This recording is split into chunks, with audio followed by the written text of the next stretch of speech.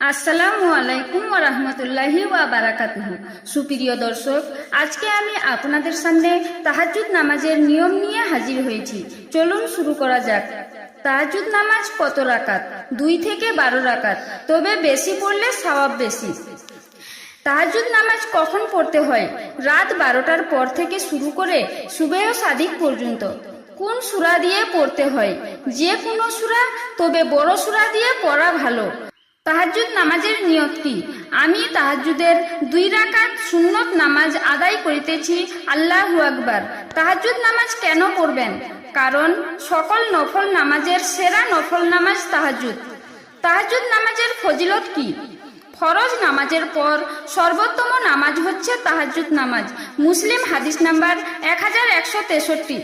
এ নামাজ পড়লে নিরাপদে ও নির্বিঘ্নে জান্নাতে প্রবেশ করতে পারবে। ইবনে মাজাহা 3251।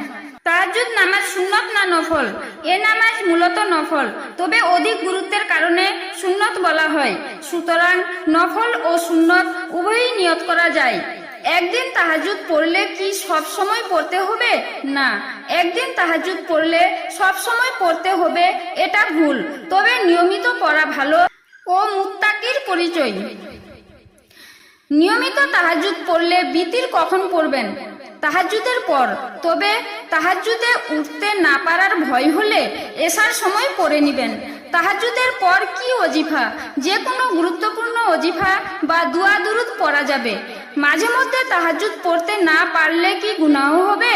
না, গুনাহ নাই, তবে চেষ্টা করবেন সবসময় পড়ার জন্য, কারণ এই নামাজ নফলের মধ্যে সেরা। নতুন নতুন ভিডিও পেতে প্লিজ লাইক, কমেন্ট, শেয়ার করে অবশ্যই চ্যানেলটিকে সাবস্ক্রাইব করে পাশে থাকুন।